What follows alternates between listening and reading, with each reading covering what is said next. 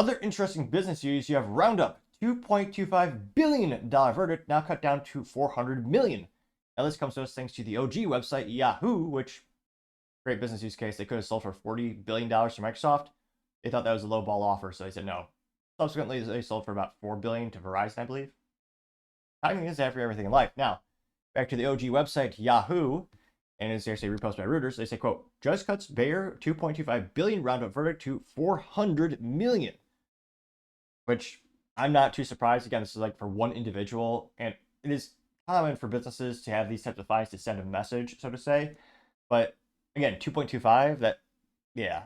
So going down to the specifics of the article by Dietrich Kunoth. Now they say that New York Reuters, a Pennsylvania judge on Tuesday slashed a 2.25 billion U.S. verdict against Bayer to 400 million for a Pennsylvania man who said he developed cancer from exposure to the company's Roundup weed killer. A jury in the Philadelphia District Court of Common Pleas found that John McKibben's non-Hodgkin's lymphoma was a result of using Roundup for yard work at his house for several years, and it ordered Bayer to pay $250 million in compensatory damages and $2 billion in punitive damages. Judge Susan Shulman granted some of Bayer's post-trial motions, challenging that verdict, reducing the compensatory damages to $50 million and punitive damages to $350 million. Bayer said it would continue to appeal to the Superior Court of Pennsylvania, challenging the trial court's decision to allow the jury to hear what it called misleading and inflammatory testimony. Bayer says, quote, while the court's decision reduces the unconstitutional excessive damage award, we still disagree with the ruling on the liability verdict, as the trial was marred with significant and reversible errors.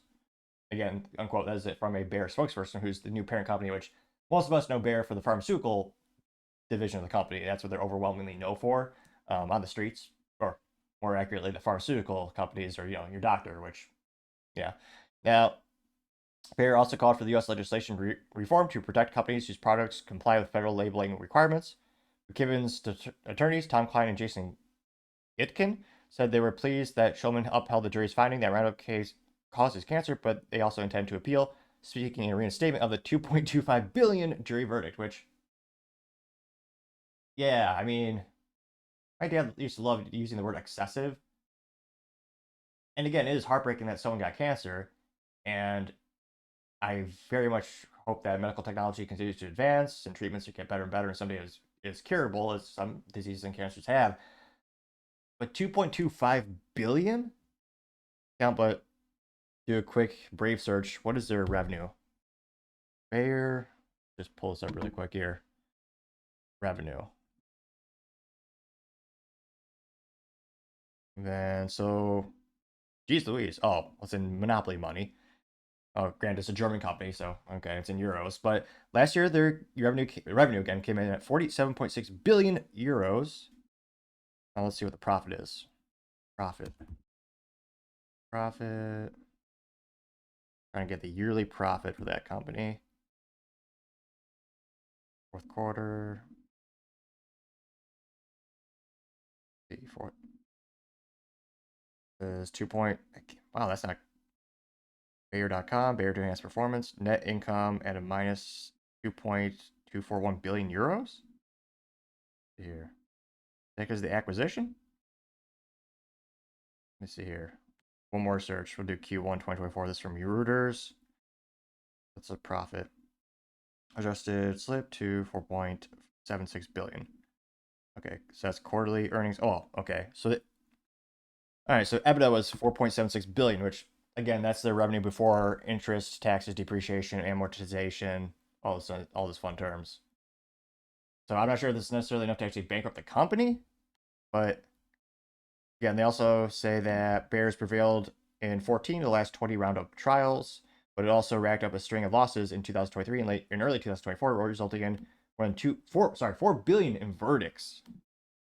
They also say that about 165,000 claims have been made by U.S. against the company for personal injuries allegedly caused by Roundup, which Bayer acquired as part of a $63 billion purchase of U.S. agricultural chemical Monsanto in 2018. It'll be interesting to see if they ever actually make a profit off of that. Granted, I'm sure they'll say it's a long-term investment. But yeah, it'll be interesting to see if the amount is continuing to chisel down, how much they can actually take on before actually, just going up disappearing from the face of the earth. And it is one of the most emotionally controversial things is how do you assign a dollar value to someone's life? Which, I mean, if you're a lawyer, you just go look at the person's, how much they were making, string that out to 65 years or the average number of years that they had working left in their life. Then you add some percentage for emotional.